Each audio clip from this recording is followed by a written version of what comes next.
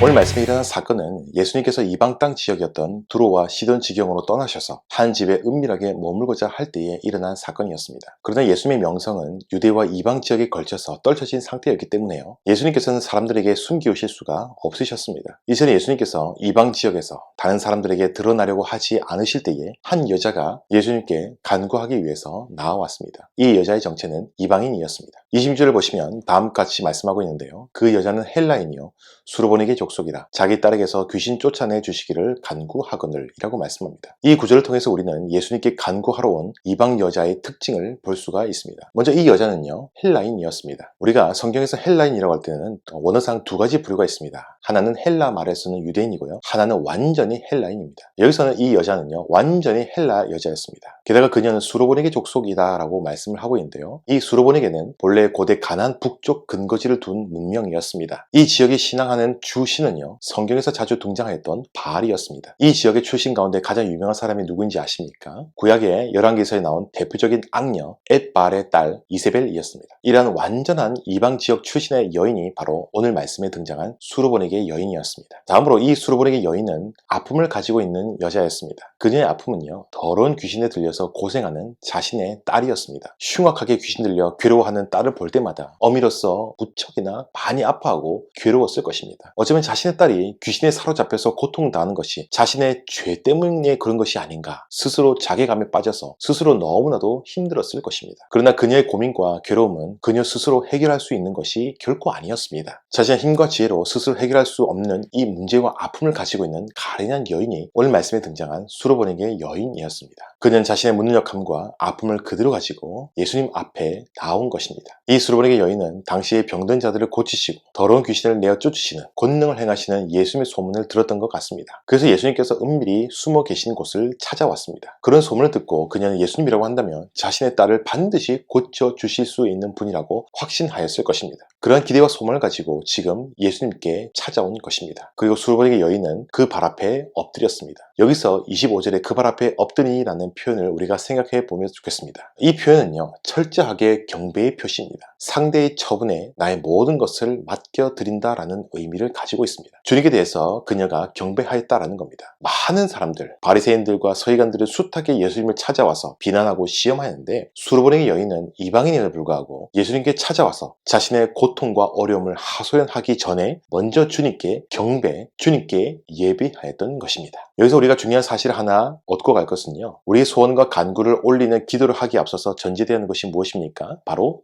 예배입니다. 여러분, 예배가 무엇입니까? 예배란 하나님께서 나의 하나님 되심을 인정하고 그분의 임재와 성품 앞에 전적으로 엎드리고 절대적으로 의존하는 것의 구체적인 표현이 바로 예배인 것입니다. 이처럼 하나님의 임재와 성품 앞에 엎드려 하나님을 철저하게 의존하는 예배가 기도에 있어서 정말 중요한 전제 조건입니다. 수르보니게 여인이 예수님께 찾아와서 경배하며 자신의 딸을 고쳐주시기를 간절하게 구할 때 예수님의 반응은 어땠습니까? 오늘 본문에서 나타나는 예수님의 이미지는요, 우리가 평소에 알고 있던 이미지와 사뭇 다릅니다. 너무 단박에 거절하고 계십니다. 그것도 그냥 거절하시는 것이 아니라 그 여인에 대해서 심한 모욕을 하시면서 거절하고 계십니다. 27절 말씀 보면 이렇게 말씀하고 있는데요, 예수께서 이르시되 자녀로 먼저 배불리게 먹게 할지니 자녀의 떡을 취하여 개들에게 던짐이 마땅치 아니하니라 라고 주님께서 말씀하셨습니다. 예수님께서 왜 이렇게 말씀하셨을까요? 예수님께서 이렇게 말하는 것은요, 유대인들이 평소 생각하고 있던 개의 이미지가 있습니다. 유대 사회에서 개는 썩은 고기나 먹는 청소부로 취급받았습니다.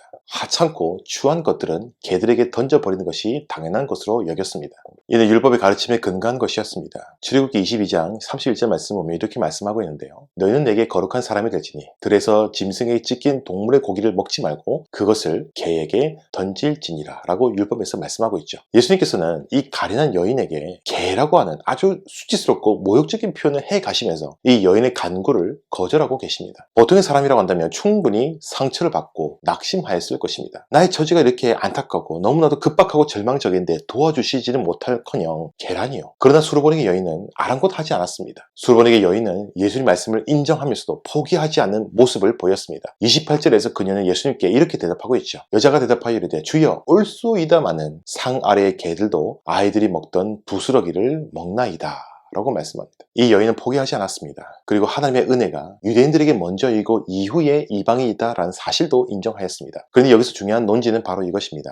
하나님의 자녀들에게 떨어지는 온전한 형태의 자비나 은혜가 아니더라도 이 부스러기 같은 은혜라도 그녀에게 줄 것을 호소하고 있습니다. 그녀의 포기하지 않는 이 부스러기 은혜라도 간구하는 모습은 믿음에서 나온 말이었겠지만요, 사실 이것은 율법에도 부합하는 말이었습니다. 레위기 19장 10절에서는요 이렇게 율법의 말씀이 있는데요, 내 포도원의 열매를 다 따지 말며 내 포도원에 떨어진 열매도 줍지 말고 가나안 사람과 거류민을 위하여 버려두라. 나는 너희의 하나님 여호와니라 라고 말씀합니다. 이 말씀은 자칫하면 소외될 수 있는 가나안 자들 그리고 이방인들을 배려하기 위한 하나님의 말씀이었습니다. 물론 이방 여인이었던 수르보르기 여인이 이 율법의 말씀을 알고 예수님께 간구하였다라고 보기는 어려울 것입니다. 그러나 이 그녀의 포기하지 않는 간절한 믿음이 그녀가 생각하지도 못하는 사이에 율법에 근거하여 주님께 호소하는 결과를 낳고요, 예수님께서는 이러한 율법에 근거한 호소 앞에 그녀를 들으시고 그녀의 기도에 응답해 주셨습니다. 여기서 우리가 궁금한 것이 있습니다. 왜 그녀는 포기하지 않고 예수님께 매달렸을까요? 모욕적인 이런 언사 가운데서 자신의 간구가 거절되었던 낙심될 수 있는 그런 순간 가운데서 왜 그녀는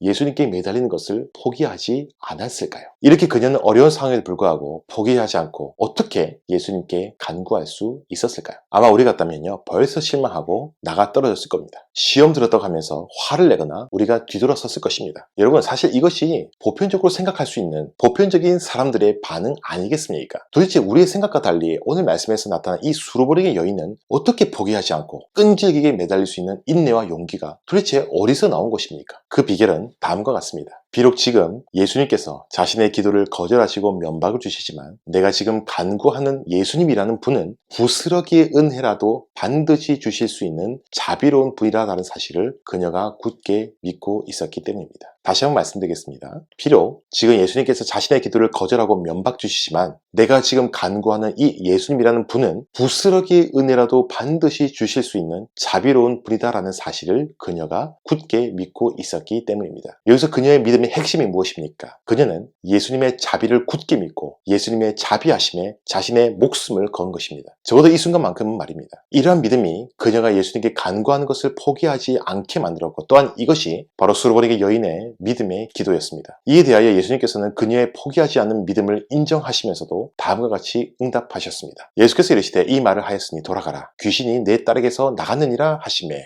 라고 말씀합니다. 포기하지 않고 이 부스러기 은혜라도 간구한 그녀의 믿음의 가치를 예수님께서 많은 사람 가운데에 인정하여 주셨습니다. 그리고 그 기도의 응답으로 그 믿음의 가치를 다시금 확인받게 하셨습니다. 여러분, 이 말씀을 통해서 우리가 깨달아 하는 것이 있는데요, 먼저 우리는 하나님을 제대로 알고 예배해야 됩니다. 그리고 우리는 기도할 때에 하나님을 향하여서 포기하지 않는 간절한 믿음이 필요하다라는 겁니다. 무엇이 우리가 기도하는 것을 꾸준하게 만들 수 있을까요?